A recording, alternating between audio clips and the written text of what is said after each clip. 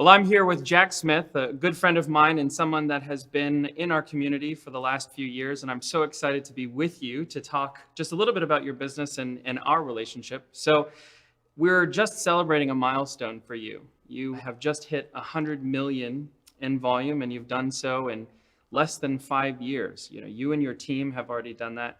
And looking at this, everything, this journey that it has been, what does that number signify for you? Well, I guess the first thing is, I didn't know we did 100 million until we were told we did 100 million. So I think that's the most important thing. And I have to say this was not done by me, this was done by the team. So, when I started here, I was a solo agent in 2016, I started. Mm-hmm. And the business has just grown and grown and grown and grown. In 2018, we did 4 million. In 2019, we did 14 million. In 2020, we did 32 million. In 2021, we did 42 million, and we are at 16 million already with $12.5 million in the pipeline. So this was truly, when I tell you this was done with the team. This was not just done with Jac. So when you talk about the team, who is the team?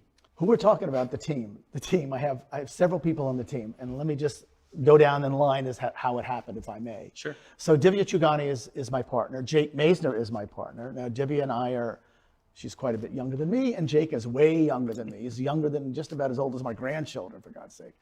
And then I have Silvio Rodriguez, who is director of our operations. And then we have Julie Humphrey, who is our lead sales agent. Tucker, who is under her working on sales as well. Ziba is a whole nother world. Ziba's been in the business for 6 months. Her very first listing was $8.5 million. Can you imagine coming into business? I mean, I only did $4.5 million my very first year in the business. She took her first listing at $8.5 million. This isn't LA, right? No, this is not LA. This is $8.5 million for one house is a lot here. That's a block here. Sometimes more than a block. But Ziva is absolutely incredible. You do not get in her way. She's an absolute steamroller. And we also have Vince, and he's retired. He actually helped me get started in the business with referring people to me. So I'm very grateful for him as well.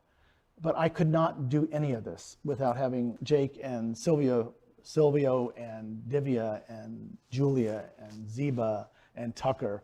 They're all the wind beneath my wings, and I could not be here. This is the Jac Smith Group because I'm the face, but it's the Jac Smith Group that created all this, not me.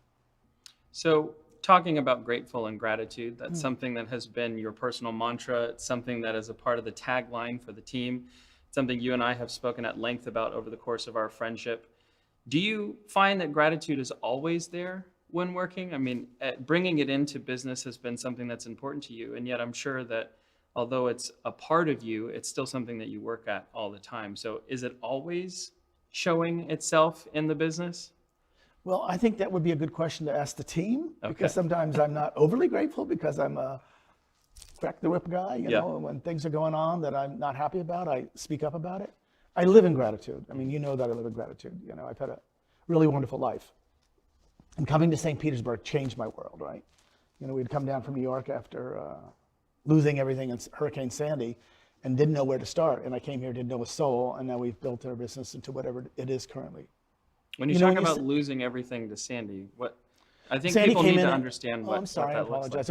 I was a retired mortgage banker from Manhattan, and in October of 2012, Sandy came in and wiped out I had retired, bought a restaurant and a bed and breakfast at the Jersey Shore. So it wiped out our restaurant, our bed and breakfast, and our home. So we had the next 2 years, we had a fight with the insurance companies. And then it's actually one of my neighbors from Fort Lauderdale that we had a winter home in that suggested I come over here, and the rest is history. So I don't know about most people, but if I had put a lot of time and effort and money into a bed and breakfast and a restaurant and it wiped away, I don't know if I'd always find the gratitude and everything. So how has that been something that you've been able to carry with you since then? Well, when as we all learn in life, when things happen that are not good, and that's the only word I can use, they were not bad, you just have to expect that the world will help you recreate again. So, I'm fortunate to have people like you that have helped me in my journey. Certainly I wouldn't be where I am if you hadn't started me. I'll say that to begin with. So let me extend the biggest gratitude to you, because that's the truth. And you've been with me through my whole entire journey, stepping me up, picking up the phone calls when I'm like ready to kill and ready to freak out and ready to jump off the Skyway Bridge, like the world's falling, I go from here to here, just sort of where I live. I try to live in gray, and really my life is gray. If you talk to anybody else, you ask my husband, he'll tell you my life is very gray. I get blips like this, like that little heart machine that you have in the hospital, right? The little blips. Right. But I really try to live in gray. And I think that's where gratitude for me is. Not living in the highs and not living in the lows.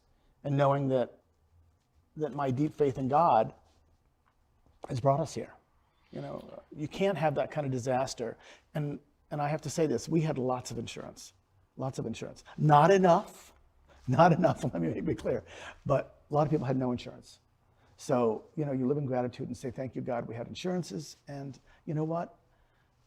I was a telephone man for 20 years. I was a mortgage banker for 25 years. I came down and Philip said, what are you going to do? Why don't you sell real estate? I said, I don't want to work with those people. And look where we are now, right?